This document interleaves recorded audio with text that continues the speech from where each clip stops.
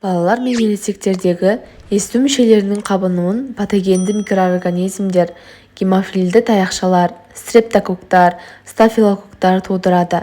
Егер дәрігерге дереу бару мүмкін болмаса, борщ спиртінің көмегіне жүгінсеңіз болады.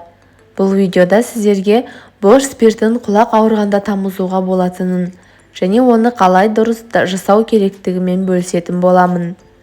Фармацевтика отитқа арналған көптеген емдеуді ұсынады, бірақ бор қышқылының 3% спирттік ерітіндісі төмен баға мен тиімділікке байланысты әлі де сұранысқа ие. Ол бактерияға қарсы және қабынуға қарсы қасиеттерге ие.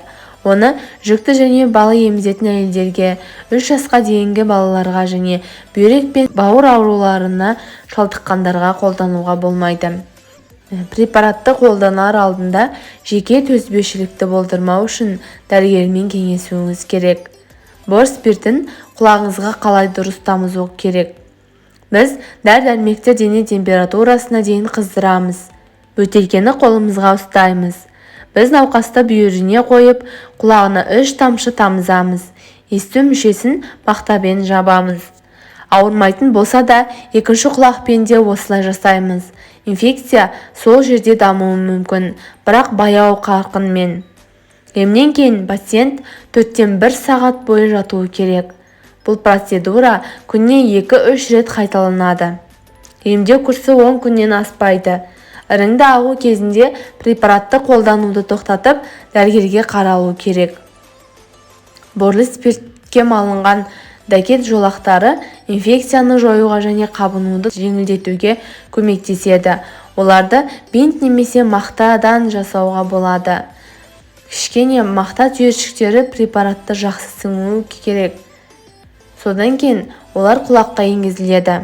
Бұл ұйқыға дейін жасалуы керек. Егер жану сезімі болмаса, оны түні бойы сақтауға болады. Ауырсыну сезімі пайда болған жағдайда, сіз мақта түйіршіктерін алып тастап, құлағыңызды мақта тампонымен ақырын сүртуіңіз керек.